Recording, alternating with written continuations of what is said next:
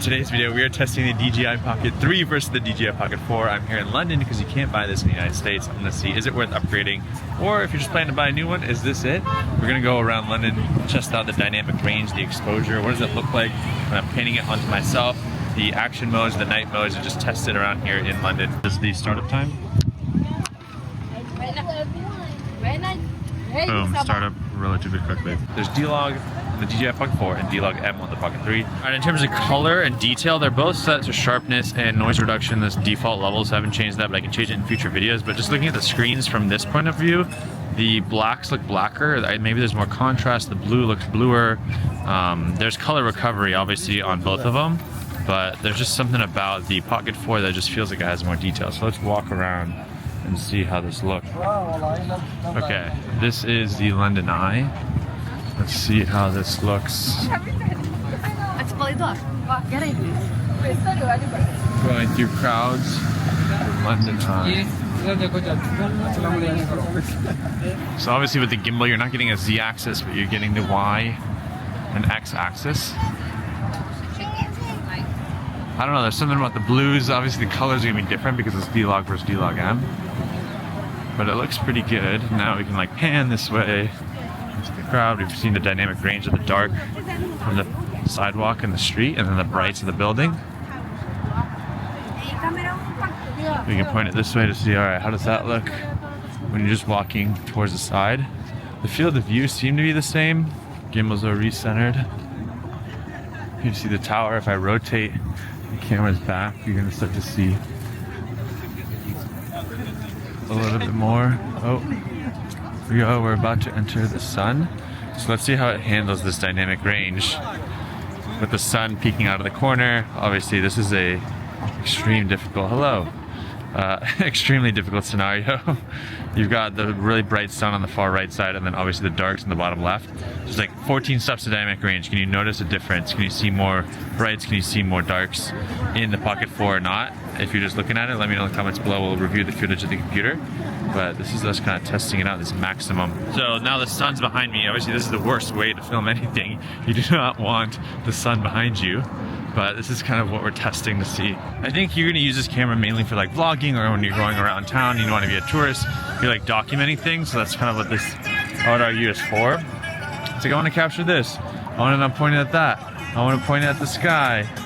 I think those are the most common use cases for this cameras. Or like, I want to point it at these guys. Oh, that looks cool. Or it's a camcorder where you're gonna record long videos of family memories and things like that. Most people are not making YouTube videos, or even just YouTube vlogs, honestly. So that's where I think this camera comes into play.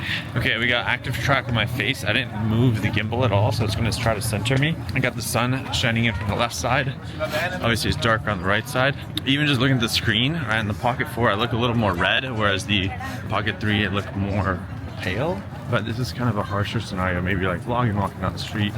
It is about sunset time, so the sun is going to be tough. If I turn this way, the lighting is really poor. Now if you turn this way, obviously that's better. You get the direct sunlight, you have the 1-inch sensor, so there's a bit of a bokeh blur in the background. And that's where it's like, which camera is actually better? We've got time code running on both. They're both at 4K 30. Noise reduction and sharpness are default. We're shooting in D-Log M and D-Log.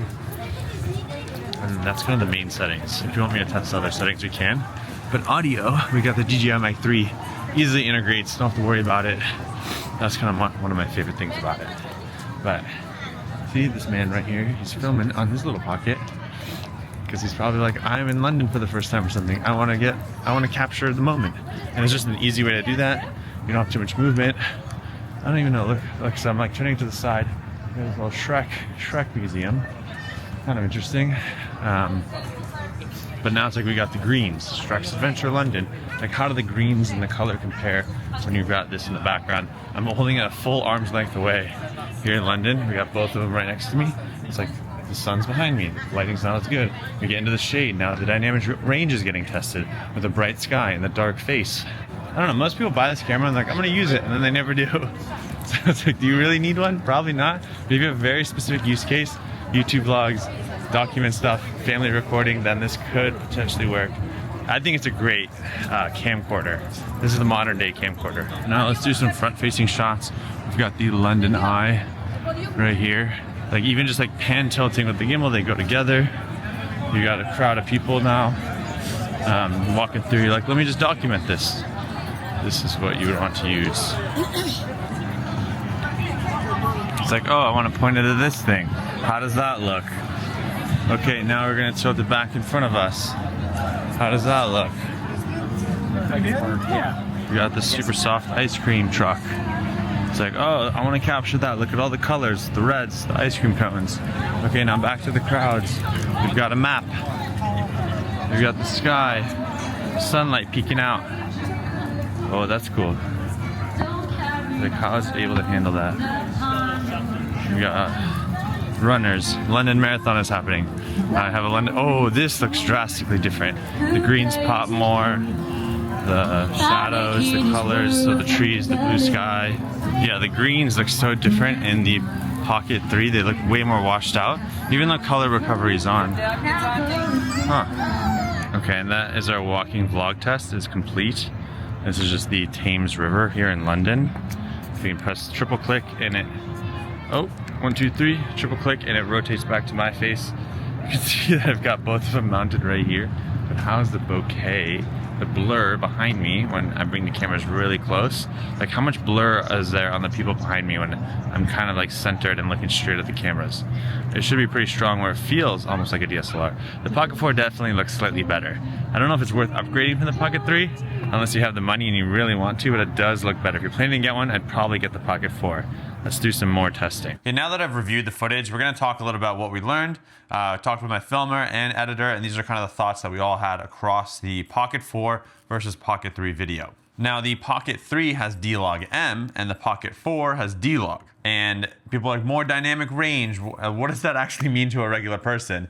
Maybe you don't even know what dynamic range is. Well, the benefit of having D-Log on the new one versus D-Log M is that we're gonna pop up an image of the graph, and this graph shows you all the information in the image. So anytime there's a flat line on the top or a flat line on the bottom, that means you're losing information past those points. If you look at these two graphs, the Pocket 3 and the Pocket 4, you can see the Pocket 4 graph is actually smaller. So that means we're able to put more information in that space, and then you can actually stretch that graph to get more out of the image versus the Pocket 3. The graph is actually much taller, so you're losing some of the information at the top and some of the information at the bottom when it kind of like blocks out. That's the value of having more dynamic range. And that's the value of having D-Log over D-Log M. If you're kind of like lazy, like I don't want to do any kind of putting LUTs or color grading, then this is not valuable to you. The Pocket 3 is good enough, standard picture profile. But if you're like, hey, maybe I'll just slap a LUT on quickly, get a decent image, and I'm not going to use the DJI LUTs because as you've seen in this video, they're actually not that good, and you maybe use a Gerald & Dunn LUT, which could be better, then this will actually give you potentially more information, and if you want to tweak it later, you can. And then finally, if you're the last person who wants to do the max amount of color grading, make it look as beautiful as possible, then D-Log is almost a requirement. Now I have this second graph where I actually have a sun behind me, and we have the Pocket 3 and the Pocket 4. This is where you can really see the difference. If you look at the sun, obviously you're going to lose that information. It's just a white spot. If I drag the highlights down, you're not gonna be able to see any more or less of the sun, but the sky around the sun is where things change a little bit. And this might not matter to you because it's like such a small detail, but you can see there's a larger flat line at the top on the Pocket 3, so you're losing more information around the sun versus the Pocket 4, the block of line is actually smaller. So we're losing less information. And if we drag the highlights down, you get more of the blue sky. If there's clouds near the sun, you'll be able to see more of that versus the Pocket 3. I think this is the best visual representation of how important dynamic range is and how important having a real log profile on the camera can be. Now we have a full raw footage comparison using the DJI LUTs that are provided. I'll have that video linked down below. If you want to go click that, you can scrub through and watch that. That's totally there. We also have an audio test video testing different microphones into the Pocket 4 if you want to watch that too. Very fascinating information that I was kind of surprised by. Now let's talk about color. So just kind of reviewing the footage, seeing the color of buildings with the sky, of me walking and talking to the camera, of the color of my face and the buildings behind me. It was kind of interesting because the Pocket 3 looked more real. Maybe more you could call cinematic in a way, whereas the Pocket 4 looked more iPhone. Definitely a little bit more red in my face, it felt like. I didn't love the colors of the Pocket 4 with the DJI LUT. That's why Gerald & Dunn released his LUT. I think whatever LUT they're providing is just not that great. I would color grade it yourself or use someone else's LUT. it feels more saturated in the Pocket 3. The skies in the Pocket 3 look extremely blue, but the Pocket 4, they don't look as blue when LUTs are applied to both. For some reason, the trees, because that's where there's just a lot of small objects, they look more digital and not as pleasing in the Pocket 4, I thought, versus the Pocket 3 just felt more real. That's a good test. It's like trees behind your head, trees as you're walking through in a typical city. Obviously, the dynamic range, when we saw a sky with clouds, you could see more of the clouds, more detail of the clouds on the Pocket 4. And for some reason, the footage seemed brighter on the Pocket 4 versus the Pocket 3. It just seemed more dark on the Pocket 3, maybe more contrast. Now, we have these screenshots where we can actually show the graphs of the colors. So you have red, green, and blue. And if we look at the colors of the Pocket 3 and the Pocket 4, you can see the Pocket 4, just for some reason, these are with the LUTs applied, there's so much more red.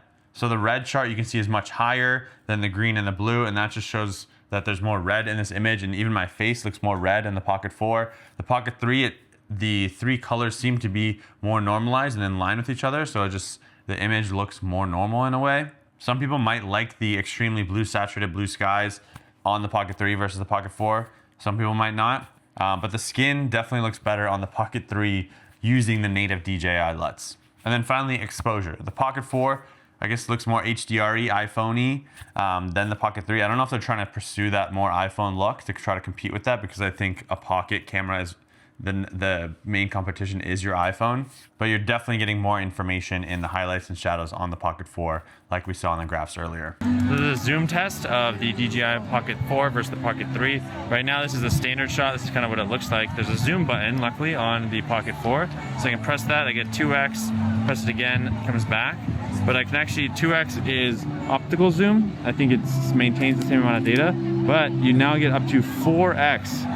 So as you can see, that's Elizabeth Tower right there. I'm gonna try to center it.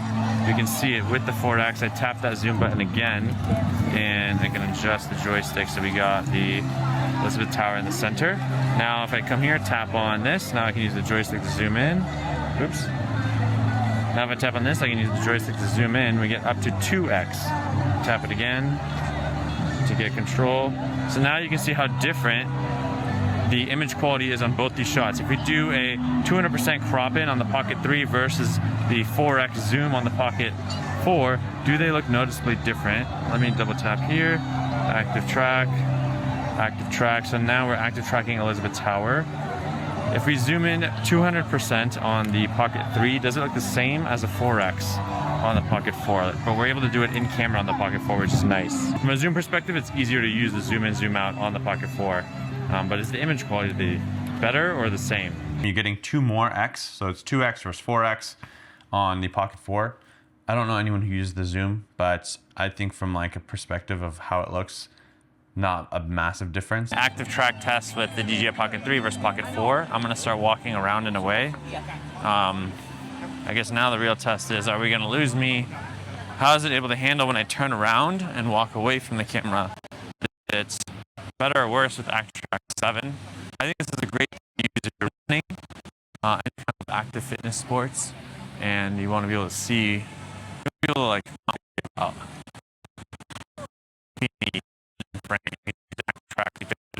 And then you're just kind of holding the camera and testing as you walk through and about. So I don't know, how is this going to work and operate? There's not nobody here. I wanted to test this with people, but everyone left. It's like they ran away. They knew we're testing. So we're just walking around like clowns in circles in London. Who's doing this? Who's doing this testing? Make sure to subscribe, turn notifications, follow me. There are links down below. If you do plan to buy this product, click the link. It helps support the channel. This is active track on both devices. I think they did decently well. So I'm actually active tracking right now on the tower, Elizabeth Tower, and already someone walked through and it lost active track on the tower. So we're gonna walk around and just see, you know, as sun's setting, does it look any different exposure wise? See that they're both active tracking right now, and obviously there's people here, like, is it gonna lose it? We can keep walking, capturing this footage. It's pretty well done. Look at that. Now if I go through this, boom, they lose it. Oh, the Pocket 4 totally lost it. Looks like the Pocket 3 survived this one. That's so crazy. What happened? This is a boat active track. We got the iPhone running too, but if you look right there, the Pocket 4 is getting the entire boat, whereas the Pocket 3 is only getting like a square box. It's like the boxes are different sizes. The small box on the left is the Pocket 4. Pocket 3 has a bigger box, so it's harder to tell if it's actually tracking, but I think it is. Obviously, the value of active track here is if I turn the cameras, you can see the lenses are just tracking. The footage does not change. What you're seeing is the same as I accidentally move these cameras side to side. Now if we go too far, endpoint's reached. Oh, it reconnects. Oh, it loses it. Okay, interesting. The Pocket 3 is still, is the gimbal endpoint just, oh, what the? Subject lost. It might be because it got in the way. Oh. Now they're both lost. Now they're both confused. Okay, this is active track 7. For some reason the Pocket 3, look at this. We lose it, but then we go back. Pocket 3 locks back on. The Pocket 4 is just staring off into space. I think maybe because it's looking at the other pocket, but this is the second time that the Pocket 3 has done better than the Pocket 4. Okay, we got active track on the boat here in the Thames River in London.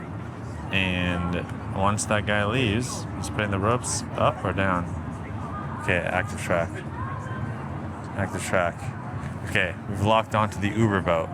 It's gonna go behind this thing. So let's see what happens. Oh, it didn't get on. Oh, did it lose it? Okay. They both lost it. Now the question is, can they detect it on the other side? Subject lost, active track enabled. Yep, this guy went to the other boat. Come on. There we go. Oh. Okay. This is tough because they're far away and they're small. Looks like the Pocket 4 is locking on, the Pocket 3 is unable to lock on. So I'll just move the camera manually. It's still locked on. Okay, just lost it. Boom. Alright, this is an active track test in a very busy environment. Let's see if it still sticks to me or if it loses me. I don't know. Oh, see, it's losing me. It's picking other people. Oh no. It wants to pick other people. Oh, everyone touted on all the sponsored videos the active track was better on the Pocket 4. But for some reason, when I used it, there were moments where I did like it, but then there were moments where the Pocket 4 would lose the building that I was tracking, or even my face. We tested it in Borough Market in London, and as I was walking around looking at the camera, it would lose me with the other people kind of nearby. Just crowded space didn't work well. The boat, going behind another boat, tracking a building and walking around. For some reason, there are moments the Pocket 4 lost the subject more often than the Pocket 3. But then there are other moments where the Pocket 3 won. So I don't think there's a clear winner here. It's better in some ways, but in other ways, it still doesn't work perfectly. This is a test of how well are the cameras able to impact the change in light. So a big thing, you're vlogging, travel vlogging, you're outside, it's really bright, this is the middle of the day. And then now I'm actually going to walk inside into the darkness. How quickly is it able to adapt, adjust, and be able to see? Oh, I just got so dark. Nope. That's not allowed here. Okay. Sorry. Not allowed. Not allowed here. Okay, well, we got some darkness. How well and quickly was able to adjust. Now we're going right back outside into the bright sunlight. And how does it look in this environment? So that's a test of bright and dark. Is one better or worse? Okay, now we're gonna do a little test with the 15mm lens adapter. You can kind of see that there's a little bit of warping on the edges. If we go left to right and the tip is kind of cut off here, and we can barely fit the entire tower plus the building inside of this one shot. So we're gonna add in the 15mm and compare it to see does it look different on each one. Here we got the iPhone shot. You can see the 15mm lens is now placed on both of them. It protrudes a bit, it's magnetic, it sticks out, so it can't fall off. All right, you can see how, oh, this is the Ulanzi one. So it's not the official DJI 15mm, but you're getting more range. Well, I'll put the name of the Ulanzi one.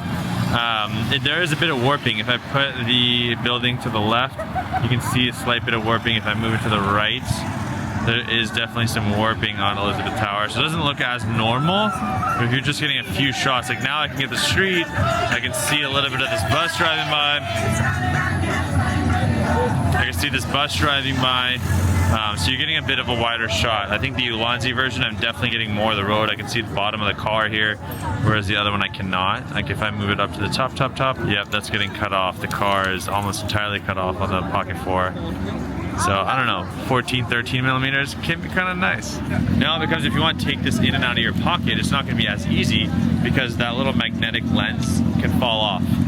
Look at this, even if I hold my hand up here, like how's the bokeh? The blur in the background, the bust, like how's the bust look with my hand and focus over here? That's the bokeh you're going to get with this lens and a 1-inch sensor, 14 stops of dynamic range.